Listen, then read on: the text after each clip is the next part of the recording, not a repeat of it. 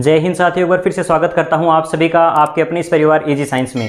साथियों, आप सभी के लिए एक बहुत अच्छी खबर है कि फाइनली कर्मचारी चयन बोर्ड द्वारा जो शिक्षक भर्ती लेवल 2 और लेवल 1 है उसका सिलेबस फाइनली जारी कर दिया गया है। इसमें जो विस्तृत सिलेबस की लगातार हम मांग कर रहे थे वो फाइनली हमारी मांग पूरी हुई है और आज हम डिस्कस करने वाले हैं इस वीडियो में। आप सभी ने सिलेबस देख लिया होगा, लेकिन हम स्पेशली इसमें बात करेंगे कि रीट दो अब तक रीट होती आई है उसमें और अब जो नया सिलेबस आया है इसमें साइंस मैथ्स में स्पेशली कौन कौन से बदलाव हमें देखने को मिले हैं। चूंकि अब हमारे पास सिलेबस है तो हम अपनी जो फोर्स है अपनी जो उसको एक सही डायरेक्शन में देके हम एक अच्छी तैयारी कर सकते हैं आने वाले 5 महीनों के अंदर। तो चलिए साथियों बात करते हैं सबसे पहले डायरेक्ट साइंस और मैथ्स के अंदर कि कौन कौन से हमें बदलाव देखने को मिले हैं। इसमें देखिए मैंने पहले ही इस पर वीडियो कंप्लीट बना चुका हूं मैं कि इसकी पूरा पैटर्न को लेकर कि हमें पता है 150 मिनट होंगे, 150 प्रश्न होंगे और हमारे पास प्रत्येक प्रश्न है जो रीट में होता आया था वो 1 नंबर का था, लेकिन अब जो एग्जाम होगा जो जनवरी में प्रस्तावित है वो प्रत्येक प्रश्न अपने 2 नंबर का होगा, यानी कुल 300 अंकों का एग्जाम है और प्रत्येक प्रश्न पर इस बार माइनस मार्किंग भी होगी 1/3 की। ठीक है, तो उस पर चलो बाद में बात करेंगे, डायरेक्ट हम अपने मुद्दे पर बात करते हैं। ये जो राजस्थान का जो ज्योग्राफी, हिस्ट्री और कल्चर से संबंधित प्रत्येक टॉपिक को डिटेल से बता दिया गया है कि हमें ये टॉपिक ही पढ़ने हैं और साथ ही साथ जो राजस्थानी भाषा का सब नया जो जोड़ा गया था पैटर्न उसमें भी हमें क्लियर हो चुका है। लेकिन हम डायरेक्ट बात करते हैं यहां पर अपने विषय के ऊपर कि गणित और विज्ञान में सबसे पहले साथियों बात करते हैं विज्ञान। रीट में हम देखें तो वहां पर मोस्टली अलग अलग बांट रखा था कि ये बायोलॉजी का पार्ट है जिसमें हमें प्रत्येक सूक्ष्म जीव वगैरह, मानव के तंत्र वगैरह, हार्मोन है, ठीक ना, रोग, पोषण, कोशिका सभी को डिटेल दे रखी थी। इसमें भी ठीक उसी प्रकार से बस शुरुआत इसमें परमाणु, अणु, मोल संकल्पना, रासायनिक सूत्र, परमाणु की संरचना। रियलिटी यही है साथियों, इसमें भले ही नाम अलग अलग रख दिए गए हों या मोल संकल्पना का नाम दे दिया हो, लेकिन 2015 में मोल वाले से प्रश्न आए, यानी इसमें किसी प्रकार का कोई बदलाव नहीं है। जो रीट में था वही सिलेबस में ये टॉपिक भी पहले भी था और इस बार भी है, इसमें कोई बदलाव नहीं है। तत्व, यौगिक मिश्रण, भौतिक और रासायनिक परिवर्तन भी पहले था, इसमें कोई बदलाव नहीं है। और साथ ही साथ अगर बात करें साथियों आगे जो रासायनिक अभिक्रिया, समीकरण, अपचयन और उपचयन वगैरह है ये भी पहले से ही सिलेबस में, तो इसमें भी किसी प्रकार का कोई बदलाव नहीं है। आगे बात करें अम्ल, क्षार, लवण, पीएच स्केल भी सेम टॉपिक रहा है पहले भी। कार्बन और उसके यौगिक, कार्बन के यौगिकों वाला टॉपिक भी रहा है, कोशिका वाला टॉपिक भी था। उत्तक, पादप, जंतु, सरल, जटिल उत्तक, ये टॉपिक बिल्कुल नया जोड़ा गया है। हालांकि पादप वाले में हम इसके बारे में पढ़ते थे क्योंकि इस बार जो पूरा सिलेबस है वो एनसीईआरटी की 6 से लेकर 10 तक की जो किताबों में जो जो टॉपिक दे रखे हैं उन सभी को एक अच्छा समावेशित करने की इस छोटे से सिलेबस में कोशिश की गई है। यानी आप अगर 6 से लेकर 10 तक की किताबों को एनसीईआरटी के अच्छे रूप से तैयारी करते हो तो आपको सिलेबस में कहीं भी एक भी टॉपिक में आपको दिक्कत नहीं आएगी। तो इसी पर आगे बढ़ते साथियों जी, ये जो नया टॉपिक है इसमें हम बात करें, ये टॉपिक का पहले कहीं नाम नहीं दे रखा था, हालांकि इसमें पादपों से संबंधित थोड़े बहुत हमें पढ़ने पड़ते थे। जाइलम, फ्लोएम, जटिल, जो जितने भी सरल उत्तक है, विभज्योतक उत्तक है, सारों के बारे में पढ़ते थे। यहां पर क्लियर दे दिया है। मनुष्य में या जंतुओं में जो मुख्य रूप से हम बात करते हैं उपकला उत्तक है, संयोजी उत्तक है, पेशी उत्तक, तंत्रिका उत्तक, उनके बारे में भी पढ़ना पड़ेगा। और साथ ही साथ पादपों में भी जो विभज्योतक और जो जितने भी स्थायी उत्तक होते हैं उनके बारे में आगे बात करते हैं साथियों। नेक्स्ट जो टॉपिक है जैव प्रक्रम, यानी ह्यूमन से संबंधित जो जितने भी सिस्टम है उसमें मोस्टली पोषण का टॉपिक यहां पर अलग से दे रखा है, जिसके अंदर हमें पोषण में संबंधित जितने भी यहां पर कार्बोहाइड्रेट, वसा, प्रोटीन उनके बारे में पढ़ना है और साथ ही साथ पाचन तंत्र भी इसमें ही सम्मिलित है। साथ ही साथ श्वसन और इसमें श्वसन है, रक्त परिसंचरण तंत्र को यहां पर परिवहन लिखा हुआ है और उत्सर्जन तंत्र, इसमें नियंत्रण, समन्वय यानी जो अपना तंत्रिका तंत्र वो भी पढ़ना पड़ेगा और जनन से संबंधित हार्मोन, यानी इस बार हमें यह भी क्लियर कर दिया है कि आपको मनुष्य में भी कौन कौन से तंत्र पढ़ने हैं। तो मोस्टली यहां पर पाचन, श्वसन, रक्त परिसंचरण तंत्र, उत्सर्जन, तंत्रिका तंत्र और साथ ही साथ हमें जनन तंत्र और अंतःस्रावी तंत्र यानी हार्मोन वाला भी दे रखा है। ठीक है, इसके अलावा बात करें सूक्ष्म जीवों से फैलने वाले रोग, ये पहले भी अपना शुरुआत में सजीव नजीव के बाद नेक्स्ट टॉपिक था रीट में, वही टॉपिक इस बार दिया है। जीवाणु, विषाणु, कवक, प्रोटोजोआ, ठीक है ना, ये जितने भी सूक्ष्म जीवों से संबंधित हम रोग पढ़ते हैं वो सभी को यहाँ पर अभी लाभदायक और हानिकारक दोनों पढ़ने पड़ेंगे।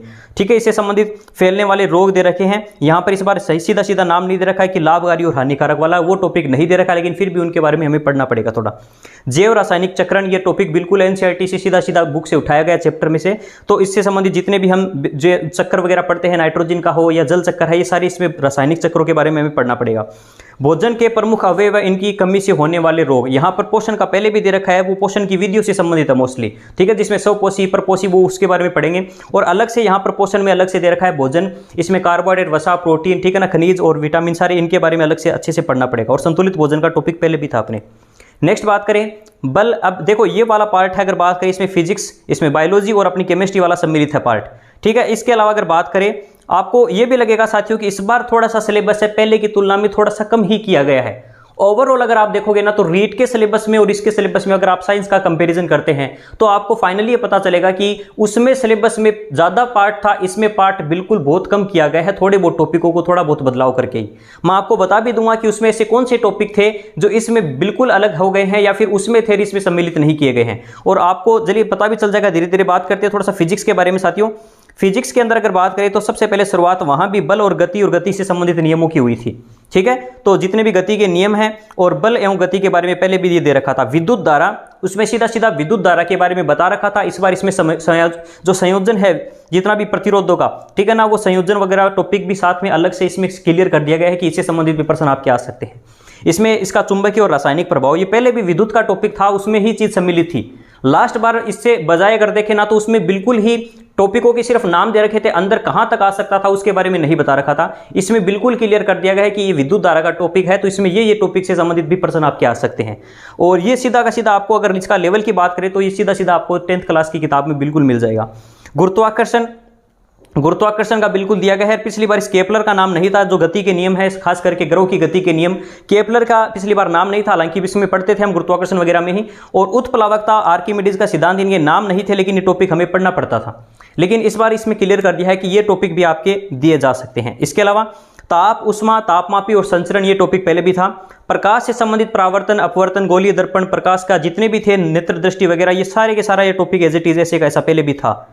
और इसके अलावा ध्वनि वाला टॉपिक और सौरमंडल वाला टॉपिक, बिल्कुल अगर आप देखोगे ना इसमें बहुत से जो टॉपिक नए जोड़े गए थे, इस बार वो टॉपिक आपको दिखाई नहीं देंगे। ये बिल्कुल अच्छी बात है साथियों। मेरा भी अब तक जो भी मैं भी कंपटीशन में पढ़ाता आया हूं, तो मेरे भी सबसे ज्यादा दिक्कत होती थी जो नए टॉपिक इन्वायरमेंट से संबंधित जोड़े गए थे। तो इस बार साइंस में वो टॉपिक कहीं दिखाई नहीं दे रहे हैं। हालांकि थोड़ा बहुत यहां पर इसके बारे में बात जरूर की गई है, लेकिन अब वो टॉपिक आपके जो फसलों से संबंधित है वो नहीं जोड़ेंगे, क्योंकि अब राजस्थान का जीके जोड़ दिया गया है। तो आपको इसमें साइंस के अंदर वो इन्वायरमेंट वाला, कृषि वगैरह और उनके बारे में पढ़ने की जरूरत नहीं पड़ेगी। तो मोस्टली सिलेबस में बहुत कम, मैं तो ये मानता हूं कि सिलेबस पिछली बार की तुलना में थोड़ा इजी सिलेबस है। आप इसमें बिल्कुल पॉजिटिविटी रखिए दिमाग में, ये बिल्कुल मत जोड़ना, क्योंकि मैथ्स में आप बिल्कुल ही थोड़ा बहुत देखोगे कि मैथ्स में काफी बदलाव देखने को मिला है। पहला ही टॉपिक है परिमेय अपरिमेय, यानी जो प्राकृतिक संख्याओं वाला जो अपना एक टॉपिक चलता है, जो लेवल फर्स्ट में आता था। हालांकि लेवल सेकंड में इस टॉपिक को नहीं जोड़ा गया था, लेकिन इस बार इस टॉपिक को भी जोड़ दिया गया है, जिसमें परिमेय, अपरिमेय, प्राकृत, पूर्ण संख्या, यानी आपको संख्या पद्धति वाला टॉपिक इसके अंदर जोड़ दिया गया है, जिसमें आपको संख्याओं के बारे में अच्छा नॉलेज होना चाहिए। दशमलव वगैरह इनका भी एक वास्तविक संख्या है जो जितने भी, और घातांक नियम, घातांक वाला टॉपिक से सीधी शुरुआत होती थी अपनी। घातांक था, वर्ग वर्गमूल वाला टॉपिक था, बहुपद वाला टॉपिक था। लेकिन स्पेशल आपको इसमें एक याद रखना है कि ये कुछ चीजें इसमें नई जोड़ी गई, जैसे उसमें एक घात समीकरण ही आती थी, लेकिन इस बार इसमें द्विघात समीकरण का भी पोर्शन जो है वो जोड़ दिया गया है, ठीक है ना। इसमें एक चर वाले की बजाय अब दो चर वाले रेखीय समीकरण भी जोड़ दिए गए हैं, थोड़ा सा इसमें एक्स्ट्रा ऐड किया गया है। गणित में अगर देखें तो थोड़ा सा मैटर एक्स्ट्रा ऐड किया गया है। हालांकि ओवरऑल आपको पता चलेगा कि रीट की तुलना में इसका सिलेबस भी छोटा किया गया है। आगे बात करें, इसमें एक ही यूनिट में इसको पूरा बांट दिया गया है कि प्रतिशतता, लाभ हानि, सरल ब्याज, चक्रवर्ती ब्याज, अनुपात, वृद्धि और ह्रास दर, ये सभी का सभी जो अपनी सेकंड यूनिट थी उसको एज इट इज ऐसा कैसा इंक्लूड किया गया है। उसमें किसी प्रकार का कोई खास बदलाव नहीं है। रेखा और कोण, नेक्स्ट अपनी जो तीसरी यूनिट चलती थी उसमें रेखा और कोण, समतली आकृतियां, समतली आकृतियों का क्षेत्रफल परिमाप। इसमें पहले अगर बात करें समरूपता और सर्वांग दोनों नहीं थी, हालांकि हम पढ़ते थे, लेकिन इस बार क्लियर कर दिया गया है कि समरूपता, त्रिभुजों की समरूपता और सर्वांग दोनों से संबंधित प्रश्न आ सकते हैं। आगे बात करें नेक्स्ट साथियों, इसमें ठोस आकृतियां, जो अपने पहले भी ये पोर्शन चलता था, इसमें इसको बिल्कुल क्लियर कर दिया गया कि ठोस आकृतियों से संबंधित घन, घनाभ, बेलन, शंकु और गोला, इन सभी के क्षेत्रफल से संबंधित और आयतन से संबंधित प्रश्न पूछे जा सकते हैं। और बात करते हैं नेक्स्ट यूनिट जो अपनी सांख्यिकी चलती थी, तो उसमें भी सांख्यिकी में पहले अगर बात करें तो बारंबारता सारणी, मिलानची है, दंड आरेख, बार ग्राफ, आयचित्र, वर्त ग्राफ, इंद्रिय प्रवृत्ति के माप। इस बार साथियों आपके माध्य, माध्यिका और बहुलक वाला अलग से क्लियर कर दिया गया। पिछली बार ये चीजें नहीं थी, उसमें केवल हम यहां तक का ही टॉपिक पढ़ते थे, ग्राफों के बारे में पढ़ते थे और बेसिक हमें सारणी वगैरह और उसी के बारे में आता था।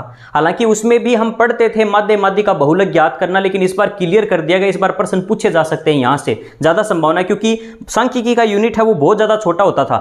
इस बार इस पार्ट को जोड़ने से थोड़ा सा इसके अंदर भी अगर देखें तो ये काफी इंपॉर्टेंट चीज यहां पर जोड़ दी गई है। तो सांख्यिकी में भी थोड़ा सा बदलाव हमें देखने को मिला है। रही बात प्रायिकता, जो एज इट इज दे रखा है, प्रायिकता, प्रायोगिक और सिद्धांतिक दृष्टिकोण, यानी जो प्रायिकता का बेसिक 6 से लेकर 10 तक का ही जो है, लेकिन मोस्टली 6 से लेकर 10 तक अब तक जो प्रायिकता के अगर लास्ट तक हम देखें, दोनों ही रीट में प्रायिकता के सिंपल से एक बार पासे का प्रश्न आया है और इसी से संबंधित एक बार सिंपल प्रश्न पहले भी पूछा गया था। अब बात करते साथियों ओवरऑल अगर देखें, आप दोनों के सिलेबस को अगर अच्छे से एनालाइज करेंगे कि रीट के सिलेबस में और इसके सिलेबस में अगर आप ओवरऑल देखेंगे तो आपको पता चलेगा कि बहुत सा ऐसा पार्ट है जिसमें हमारे लिए चीज़ों को आसान कर दिया गया है। गणित और विज्ञान दोनों ही विषय के अंदर, हालांकि गणित में आपको कुछ चीजें एक्स्ट्रा देखने को मिली होंगी, जहां पर अगर द्विघाती समीकरण है, इसमें माध्य माध्यिका जो बहुलक है उसको जोड़ना है, तो ये कुछ चीजें आपको एक्स्ट्रा लग सकती है। लेकिन ओवरऑल अगर आप साइंस का पोर्शन देखोगे ना, तो साइंस में खास करके मैथ्स वाले स्टूडेंट जिनको खास करके दिक्कत आती थी बहुत से विषयों के अंदर, आप इसमें देखोगे ना तो आपको पादपों से संबंधित आपको इसमें काफी पार्ट कम कर दिया गया। जो सबसे ज्यादा बोटनी का पार्ट रहता था लेवल फर्स्ट यूनिट के अंदर, खास करके जो लेवल सेकंड के अंदर, उसका अगर आप देखोगे ना तो इसमें क्लियर कर दिया गया है कि पादपों से संबंधित उत्तक दे रखे हैं केवल, पादपों में स्पेशल अलग से कोई बोटनी का ज्यादा पोर्शन नहीं रखा गया है, जिसके कारण आपकी बायोलॉजी में जो नंबर कटते थे वो अब कटना थोड़ा सा मुझे लगता है कि आपके लिए काफी चीजें आसान होगी। तो आपको ये सिलेबस कैसा लग रहा है और आप इसके बारे में आपके क्या विचार है, आप भी अपने विचार जरूर इस कमेंट के माध्यम से व्यक्त करना। मैं भी कोशिश करूंगा प्रत्येक जितने साइंस में जितने भी पोर्शन के जितने भी पार्ट है उनकी तैयारी किस प्रकार हमें करनी है, 6 से लेकर 10 तक की एनसीईआरटी में जो जिस प्रकार के बहुत सारे अगर पढ़ने में दिक्कत आती है तो उसी से संबंधित कंप्लीट एक वीडियो लेकर आऊंगा। मैं भी इतने दिन यही वेट कर रहा था कि एक बार अच्छे से सिलेबस आने के बाद हम एक राइट डायरेक्शन में अपनी फोर्स लगाने की कोशिश करेंगे। तो साथियों आज के लिए इतना ही, नई वीडियो में फिर मिलते हैं। धन्यवाद, जय हिंद।